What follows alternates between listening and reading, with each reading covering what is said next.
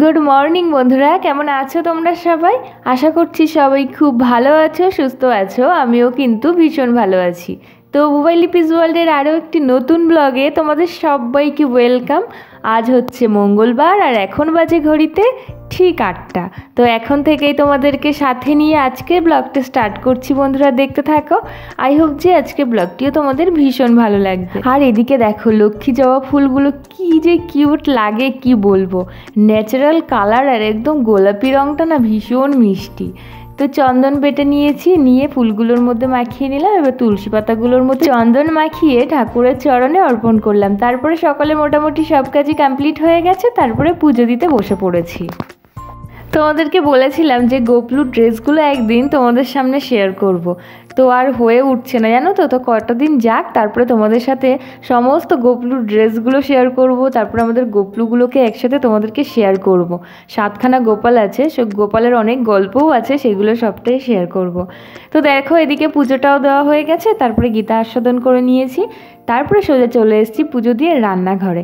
কালকে রাতের কিছু ভাত ছিল, জল ঢেলে রেখেছিলাম তো পান্তা ভাত খাওয়ার জন্য। তাই ভাবলাম যে পান্তা ভাতটা কি দিয়ে খাওয়া যায়। তখন আর কি ঠাকুমা বললো যে একটু পেঁয়াজি কর, তাহলে পেঁয়াজি ভাজলে পান্তা ভাত দিয়ে খেতে কিন্তু বেশ ভালোই লাগে। তোমাদের দাদাভাই বাড়িতে থাকলে এরকম পেঁয়াজি ভেজে পান্তা ভাত দিয়ে কিন্তু অনেকবারই খাওয়া হয়েছে। তো তাই ভাবলাম ঠিক আছে, ঠাকুমা যখন বলছে তাহলে ভেজেই ফেলি। তো পেঁয়াজ কেটে নিয়েছি 2টো, আর কাঁচা লঙ্কা লবণ দিয়ে ভালো করে বেসন দিয়ে মেখে নিয়েছি। এক্সট্রা করে কোনো জল দিতে হয়নি, যেহেতু পেঁয়াজের জলটা ছিল। ভালো করে একটু বেসনটা দিয়ে মাখতে থাকলেই না বেশ নরম হয়ে যাবে। আর সঙ্গে সঙ্গেই যেহেতু পেঁয়াজিটা ভাজবো, ওই জন্য আর জলটা অ্যাড করলাম না। আর এদিকে যদি আমি পেঁয়াজটাকে বেসন দিয়ে মেখে রাখতাম তাহলে অনেকটাই জল ছেড়ে দিত, তখন আরও আর কি বেশি বেশি করে বেসন লাগতো। এখানে যদি আর একটু চালের গুঁড়ো অ্যাড করতে পারতে তাহলে আরও মুচমুচে হতো। তো এখন সঙ্গে সঙ্গে খেয়ে ফেলবো যেহেতু, তো মুচমুচেই ছিল আর ভীষণ টেস্টিও হয়। সত্যি কথা বলতে বাড়িতে ভাজা তেলে ভাজা অসাধারণ টেস্ট হয়। তো যাই হোক দেখো এখানে মোটামুটি 10-12টা মতন পেঁয়াজি ভাজা হয়ে গেছে। এখন ঠাকুমাকে ডাকি, তারপরে পান্তা ভাতটা দুজনে মিলে একসাথে খেয়ে ফেলি। দেখো ঠাকুমা কি বলে।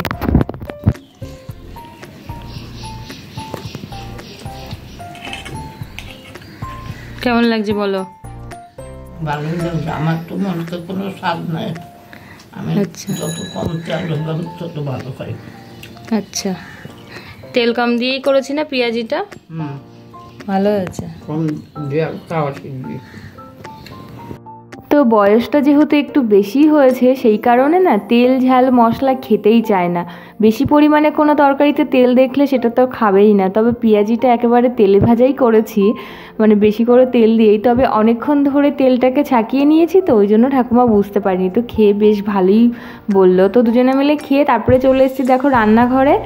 এটাও বলতে পারো ঠাকুমার আবদারেই আজকে রান্নাটা হচ্ছে। এঁচোড় দিয়ে মটর ডাল রান্না করব। সম্পূর্ণ রেসিপিটা তোমাদের সাথে শেয়ার করব। এদিকে দেখো মটর ডালটা সিদ্ধ করতে বসিয়ে দিয়েছি। আর এদিকে শুকনো খোলায় কিছু মশলা আমি ভেজে ড্রাই রোস্ট করে বেটে নেব। তেজপাতা দিয়েছি, 2টো শুকনো লঙ্কা দিয়েছি, গোটা জিরে দিয়েছি, আর একটু দারচিনি, এলাচ আর লবঙ্গ দিয়েছি, আর 5 ফোড়নও দিয়েছি অ্যাড করে। তো শুকনো খোলায় ভালো করে ভেজে নিয়ে দেখো শিলের মধ্যে আমি পেস্ট করে নেব।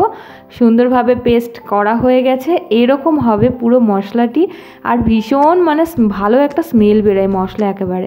তো এদিকে দেখো আমার ডালটা সিদ্ধ হয়ে গেছে। এরকম সিদ্ধ থাকতে ডালটাকে নামাতে হবে। তার মধ্যে আমি অ্যাড করে দিলাম এঁচোড়টাকে।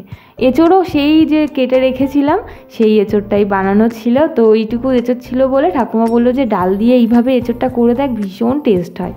তো ডালের সাথে এঁচোড়টা দিয়ে 2টো সিটি দিয়ে নামিয়ে রেখেছি। এঁচোড়ও মোটামুটি সুসেদ্ধ হয়ে গেছে। এখন আমি রান্না করতে চলেছি এঁচোড় দিয়ে ডাল। তো ফোড়নে দিয়ে দিলাম গোটা জিরে, শুকনো লঙ্কা, তেজপাতা। তারপরে এঁচোড় আর ডাল যেটা সিদ্ধ করা ছিল সেটাকে অ্যাড করে দিচ্ছি। দেওয়ার পর একটু ফুটে উঠলে তারপরে যে ভেজে রাখা যে মশলাটি ছিল সেই মশলাটি অ্যাড করে দিচ্ছি। দেখো মশলাটি দেওয়ার পর কী যে ভালো লাগছিল। এই ডালটা কিন্তু তোমরা রুটি বা পরোটা দিয়ে খেতে পারো, ভীষণ টেস্ট হয় জানো তো। তো মশলাটা অ্যাড করার পর ভালো করে একটু নাড়াচাড়া করে নেওয়ার পর স্বাদ অনুযায়ী তোমরা যদি চাও একটু চিনি দিতেও পারো, নাও দিতে পারো। তো আমি এখানে একটু চিনি দিলাম। আমার রান্নার ক্ষেত্রে একটু চিনি দিলে যেন ভালোই লাগে মনে হয়।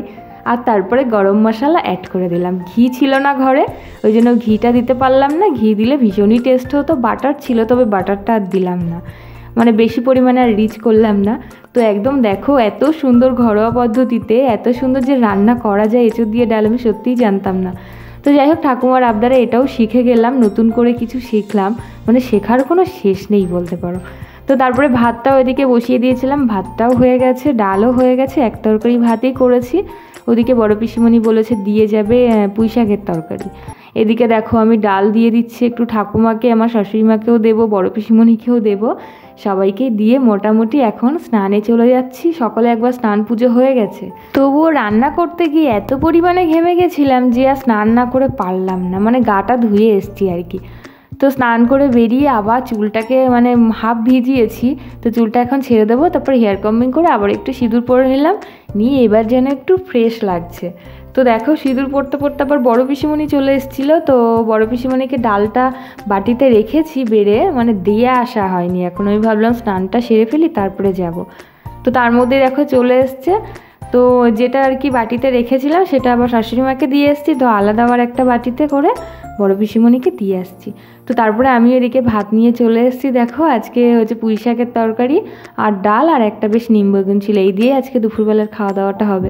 তো চলো বন্ধুরা, আজকের মতো ব্লগ এখানেই শেষ করছি। কেমন লাগলো অবশ্যই কিন্তু জানিয়ে পুরো ব্লগটি। অবশ্যই যদি ভালো লাগে অবশ্যই লাইক কমেন্ট শেয়ার আর অবশ্যই সাবস্ক্রাইব করে আমাদের পাশে থেকো।